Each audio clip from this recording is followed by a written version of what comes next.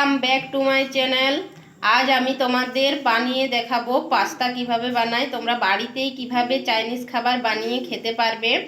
বাইরের রেস্টুরেন্ট বা কোনো দোকানে যাওয়ার প্রয়োজন পড়বে না। বাড়িতেই একদম রেস্টুরেন্টের সাথে পাস্তা তোমরা বানিয়ে নিতে পারবে খুব সহজেই, খুব কম সময়ের মধ্যে, সামান্য কিছু উপকরণ দিয়ে। তো চলো ভিডিও শুরু করা যাক। পাস্তা নিয়ে নিয়েছি, তো চলো বানিয়ে নেওয়া যাক। তো প্রথমেই আমি পাস্তাটা একটু সেদ্ধ করে নেব। পাস্তাটা সেদ্ধ করার নেওয়ার জন্য এখানে আমি একটা কড়াইয়ে জল নিয়ে নিয়েছি।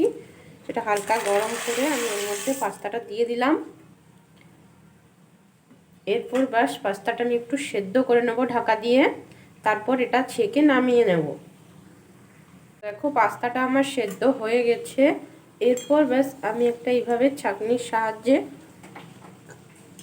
ছেঁকে ছেঁকে তুলে নেব। খুব ভালোভাবে পানি ঝরিয়ে আমি এগুলো তুলে নিচ্ছি।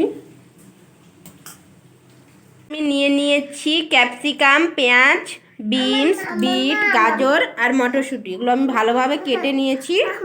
একটা কড়াইয়ে তেল গরম করে এতে সবজিগুলো দিয়ে দিচ্ছি। এগুলো খুব ভালোভাবে ভেজে নেব। সবজিটা ভাজা হয়ে গেছে। এরপর আমি সিদ্ধ করে রাখা পাস্তাগুলো দিয়ে দিচ্ছি। সবজিতে আমি অল্প পরিমাণ নুন মিক্স করেছিলাম। এরপর পাস্তাগুলো দিয়ে আমি খুব ভালোভাবে ওর সাথে মিশিয়ে নিচ্ছি।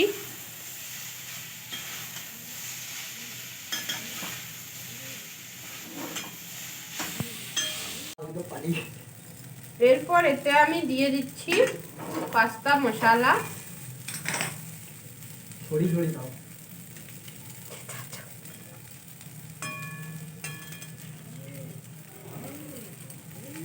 এরপর এটাকেও খুব ভালোভাবে মিক্সড করে নেব। দিয়ে দিচ্ছি সয়া সস,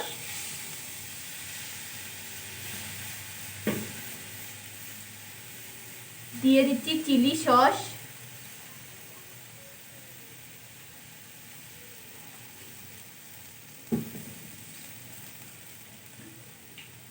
দিয়ে দিচ্ছি টমেটো সস।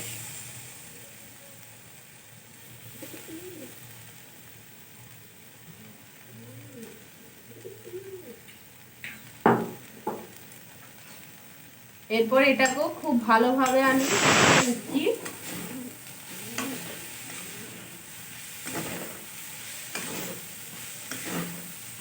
খুব ভালোভাবে মিশিয়ে নেব।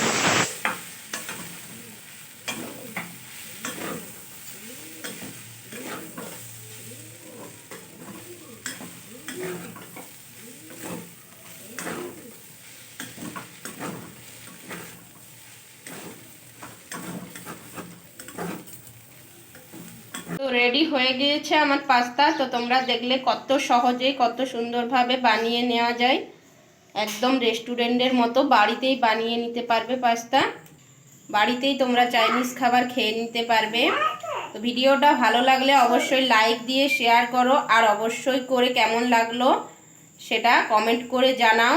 আর যারা এখনও পর্যন্ত আমার চ্যানেলটা সাবস্ক্রাইব করোনি তারা যেয়ে ঝটপট সাবস্ক্রাইব করে নাও। আজকের মতো এই পর্যন্ত। সবাই ভালো থেকো, সুস্থ থেকো, বাই বাই।